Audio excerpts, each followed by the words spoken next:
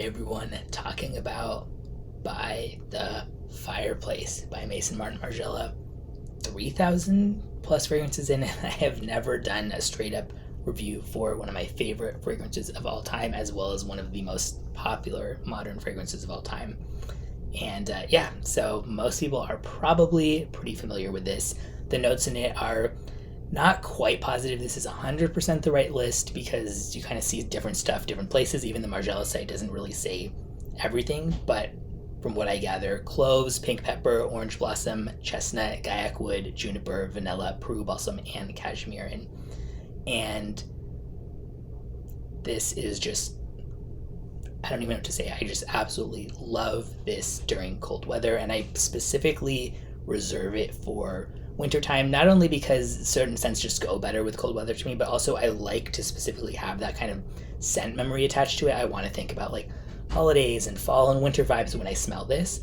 So to me, it's really nice to be able to have that reserved for this and not only for the reason of it going better with stuff. I have not sprayed this since I think probably late March, and it is October right now, so let's give it a go.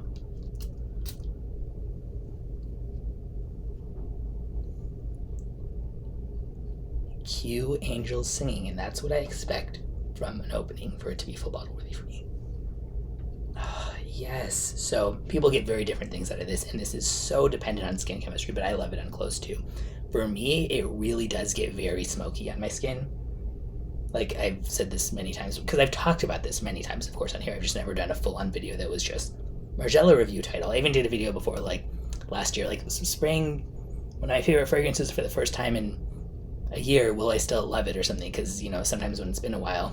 But yeah, so yeah, as mentioned, it gets very smoky to me. The first time that I ever smelled it, I remember being like, can I even wear this in public? Like, it literally just smells like was in a fire or something. And I love that. It does get more vanilla-y and marshmallow-y as it progresses, but to me it really does have a very intense smokiness for parts of it. Some people say they just get pure vanilla, pure marshmallow. One, skin chemistry, things can smell different from different people's skin. Two, people's noses, things can smell different to different people. So even if someone smelled it on my skin, maybe it would smell like that to them. But perfect. And just goes to show, no matter how many niche, expensive ass fragrances you smell, sometimes your favorite can still be something that, I mean, this is still like, at this point, what, 160 for 100 milliliter or something. But so it's not like, that's something that's affordable for everybody. But as far as a lot of the fragrance I talked about or tried to go, that is definitely on the more affordable end. And this is one of, my favorite fragrances of all time. I used to consider it my number one favorite fragrance, but I think that maybe would have to kind of go to Aroma Sexy Man, because that's like my signature scent and I wear it every single night to bed and stuff. But this is really for sure one of my favorites, top two, I would say. So good. Yeah, very cozy, smoky, kind of roasted marshmallow by the fireplace. Just love, love, love it. So, and I don't get the type of thing from cloves that I sometimes would, where it gets too potpourri-ish or too intense in like a old school way or anything like that. Just so well blended. Perfect use of like gaiac wood, where it's just like this, perfect toasted woods. Whether there's juniper in here or not, I could see that being in here, because there is that sort of like brisk freshness with it as well.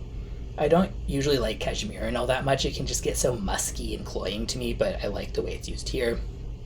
This is one thing I never decant.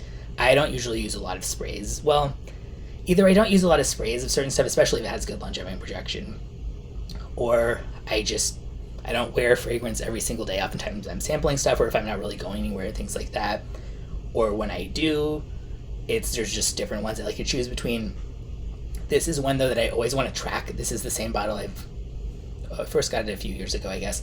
And this is how much I've used. For me, this is a lot to have used. And this has, according to fragrance database ratings, moderate to good longevity. That's pretty accurate for what I get. Some people are like, it's terrible longevity. But people need to remember, when you say things like that, please check fragrance rating databases and see what other people get, because just because it's like that for you does not mean that everybody is lying who says, if I say that I get good longevity, I don't have some reason to say that. Like, I get good longevity from it. Moderate projection for most people, I would say that's accurate for me. Again, some people say they get bad. I get pretty decent projection from it. This is one that I definitely gotten compliments on. One that my wife tolerates me wearing, so I'll take that about it too. It's not like her all-time favorite or something, but she doesn't complain about it, so that's a start. Oh, so good. And yeah, if anybody has not tried it, I mean, I guess I won't say go out and try it if you know that you don't like the idea of stuff that's smelling like a smoky marshmallow in either sense, because that could come out as very marshmallowy for you. It could come out as very smoky. If you really don't like any of that aspect, skip. But also, it's just such a popular fragrance. I think it's good to know what it smells like, because sometimes you'll see people comparing other things to it. But I am thrilled that it is, as of recording this at least, by the Fireplace season again. So ready to wear this all the time. Oh, so cozy. Just love the scent memories I get with it. Just love everything about it. And yeah, I would say unisex overall. To me, I used to think it was more masculine smelling because of just the way it's so smoky. And again, masculine, I'm not saying for men or for who this or that, just like stereotypically more masculine smelling. But because some people get so much marshmallow out of it, maybe that would smell more feminine to some people. So I think just stereotypically, even just kind of unisex overall. But love this so much. Let's see, my main complaint would be I do not like the fact that their bottles, one, all look the same. Not a problem for me now because it's the only full bottle worthy Margiela for me. I really like some of the other ones too, but I'm just so picky about what's full bottle worthy for me. But I don't like I don't want to have to be like, what is this one? Especially by the time I need reading glasses or whatever. So I wish they would. I like this a lot, but I just wish that there was something a little bit different that set them apart so they don't all look the same with the different bottles. And I wish they had a cap. One thing that I love to do with my fragrances is to be able to just lift off the cap. I mean, I guess I'm glad I can't do that with this, because then it really forces me to just save the smell for the winter times and fall times or whatever, and save that scent memory and contain it within those times. But in theory, I do not like that it doesn't have a cap. And yeah. Welcome back. By the Fireplace. And this is one that I'm definitely going to try to keep selling bottles of as well as samples on my site, Decant Planet, because I love it. And if anybody's trying to buy a bottle, I can probably send people a promo code on it, because I think I got these ones for a pretty decent deal on wholesale. So yeah, I'm curious of other people's opinions.